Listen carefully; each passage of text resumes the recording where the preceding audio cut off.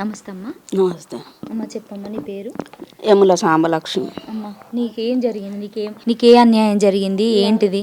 నాకు ఏం అన్యాయం అమ్మ? నాకు ఇల్లు జాగా అన్యాయం చేసిండు నా అల్లుడు. భూమి అన్యాయం చేసిండు.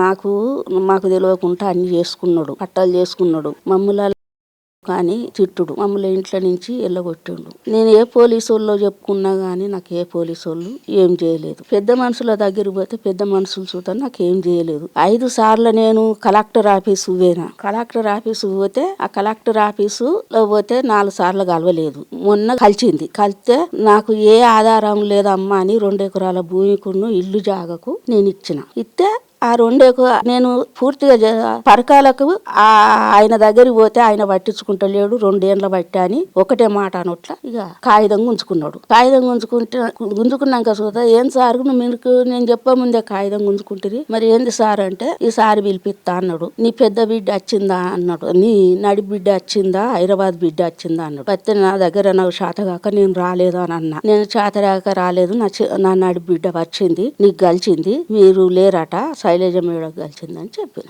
అంటే 2 ఎకరాల చిలకనా అమ్మ, లేకపోతే 2 ఎకరాల చిలక? అట్లనే భూమి ఎంత ఉంటదమ్మా? ఇల్లు అడుగు ఎంత ఉంటది? ఇల్లు అడుగు 4 గుంటలన్నర. అంటే మొత్తం ఆయన పేరు మీదనే రిజిస్ట్రేషన్ చేసుకున్నాడు? మాకు తెలియకుండా చేసుకున్నాడు. అంటే మీ ప్రమేయం ఏం లేదు? మీరు ఏం సంతకాలు ఏది లేదు. నా 2 బిడ్డల సంతకం లేదు, ఎవ్వల సంతకాలు లేకుండానే ఆయన సంతకం చేసుకున్నాడు. మేము కొన్న భూమిని ఇక్కడ అమ్ముకచ్చుకొని ఇక్కడ కొన్న భూమిని ఆయన చేసుకున్నాడు. ఇట్లా అంటే భూమి అడుగు జాగల, ఇప్పుడు ఇల్లు అడుగు జాగ అన్నావు కదా, ఇల్లు అడుగు జాగల ఇల్లు లేకుండేనా నీకు? నాకు ఇల్లు ఉంటే ఇల్లు కూలగొట్టిండు, తను ఇల్లు కట్టుకున్నాడు. సరే పోయిన భూమి పోయింది, ఉన్న జాగ ఉన్నదని అనుకున్నా. అంటే మరి ఇల్లు కడతా అంటే నీకు తెలియదా అమ్మా ఇల్లు కట్టనీయద్దు ఎట్లా అంటే ఇక చూసుకుంటారు కదా అనుకున్నా. ఉన్న జాగ నా 2 బిడ్డలకు అవుతుందని అనుకున్నా.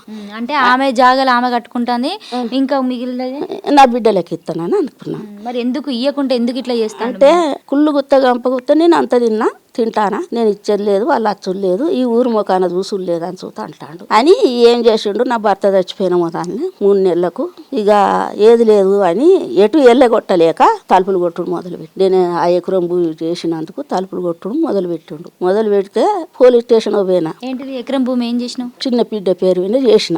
ఏది మన 2 ఎకరాలు ఉన్న భూమిని 3 ఎకరాలు ఉన్న భూమిని పంట పొలాలు అవి లేదు రాగడి 1 ఎకరము బిడ్డ పేరు మీద చేసిన.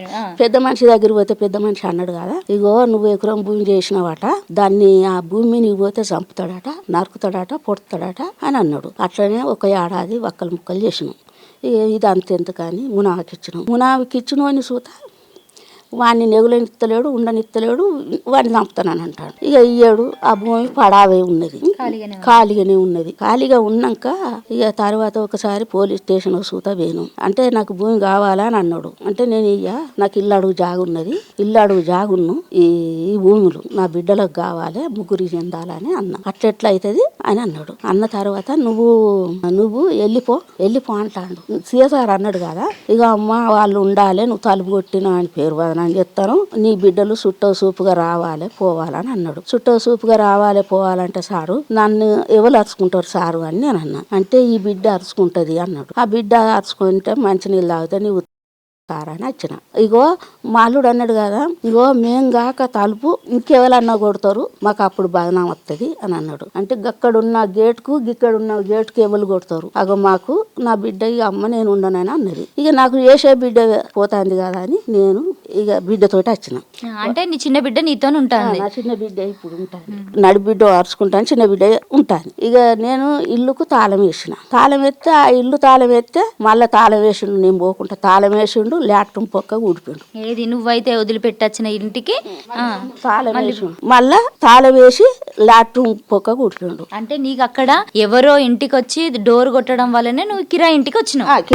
కిరాయి ఇంటికి వచ్చాను. అంటే నీకు రోజు 12 గంటలకు 4 రోజులు 12 గంటల దాకా పోతాడు. 7 గంటలకు గేటుకు తాళం ఎత్తాడు, 12 గంటలకు పోతాడు, 12 గంటలకు పోతాడు, 7 పెద్ద మనుషులు తిరుగుతాడు మనకు తెలియదు. తిరిగి 12 గంటలకు 4 రోజులు మంచిగానే ఉన్నాడు. 5వ రోజు నాకు తలుపు కొడితే నాకు భయం అయింది. తాగి వచ్చిండు. తాగే వచ్చిండు. ఇగో మందికి సూత తాగిస్తాను. తాగిస్తే ఊరంతా వాళ్ళ దిక్కే ఉన్నారు, నా దిక్కు ఎవరు లేరు. అంటే ఇప్పుడు ఇక్కడ మీ సొంతూరే అంటున్నావు కదా, సొంతూరే అంటున్నప్పుడు నీకు అంటే మీ అన్నలు తమ్ముళ్ళు వీళ్ళందరూ నీకు సాయం చేయాలి. అన్నదమ్ములతోటి చెప్పొద్దు అంటాడు, ఏదన్నా ఉంటే ఇంట్లో నుంచి బయటకు రావద్దు బెదిరిస్తాడు. ఇంట్లో కాసేపు 6 గంటలకే తలుపు పెట్టుకోవాలి, పండాలి, నాకు ఇంటి ముందట కూర్చోవాలి. ఇదంతా ఎన్ని సంవత్సరాల నుంచి జరుగుతుందమ్మా ఈ అంత ఇంత బాధ అంతా?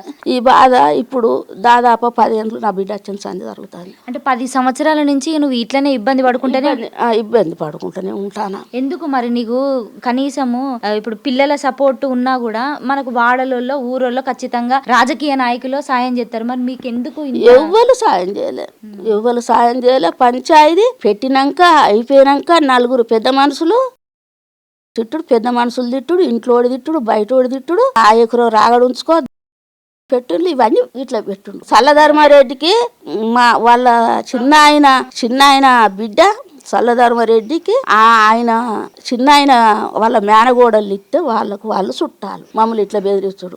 అంటే రాజకీయ నాయకుల కొంచెం బలం చూసుకొని మిమ్మల్ని అయితే ఇబ్బంది పెడతాడు. ఇప్పటి చూత ఇబ్బందిగానే ఉన్నాం మేము. నువ్వు ఏం కోరుకుంటున్నావు ఇప్పుడు? మమ్మల్ని పిలవడానికి కారణం ఏంది? ఇప్పుడు నువ్వు అసలు ఏం కోరుకుంటున్నావు అమ్మా? ఏం కోరుకుంటానా, పేషెంట్ని అప్పుడు ఈ దేశీయులు సర్జన్ చేసిండ్రు. ఇక ఇప్పుడు క్యాన్సర్ వచ్చి 5 ఏళ్ళు, 5 ఏళ్ళు బట్టి వాళ్ళే వాడతాండ్రు, వాళ్ళే చూస్తాండ్రు, వాళ్ళే పారేస్తాండ్రు. ఎవరు చూస్తాను?